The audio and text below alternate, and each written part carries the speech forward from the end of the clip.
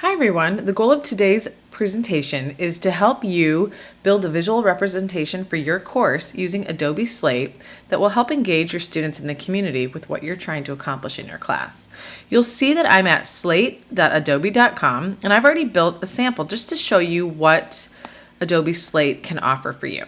So what I like Adobe Slate is that it really helps highlight the visual essence of what I want to cover in my course, while giving me great options for headlines, text, and even a place to link to my Google site, which is a great place for students, but it's not necessarily built for community viewing, as you'll see here in a second, right? It's pretty busy, and my students have to learn how to use it.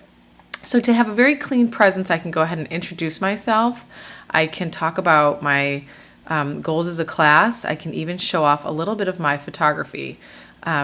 And you'll see that I can load photos in the background. I can have these sidebars pop up with a little bit more information and a little bit about my philosophy, even get into a little bit of lesson techniques.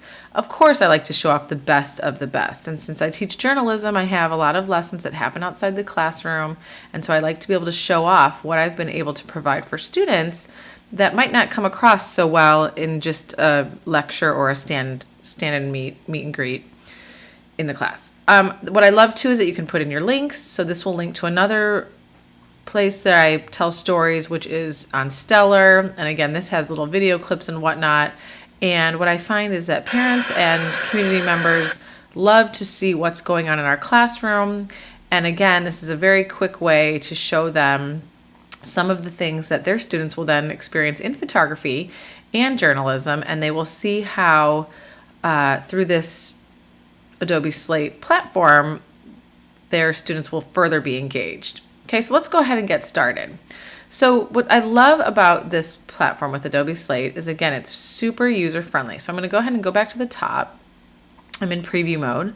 And this turquoise sort of S with a text box in there is the Adobe Slate icon. And here is the main interface. So I'm going to go ahead and open or create a new story, but I went ahead and typed in Miss Breen's Geometry to show you how we might use this for you. Now yours might not be as in-depth as mine, but it's a great first look at who you are and what you have to offer. So very simply, you can type in your title. So again, I went ahead and typed in Miss Breen's Geometry, and the subtitle will be Making Math Matter. Okay, so really great, easy way to type in a title. And then I have this plus here, and it prompts me to add a photo. So what I would like for you to do is to spend some time culling your images before we meet, and hopefully you've done that. But if you haven't, I have a group of photos that you can use. Now this is a good time for me to show you that we have a website, mahsphoto.com, from which you can take images, including this header here.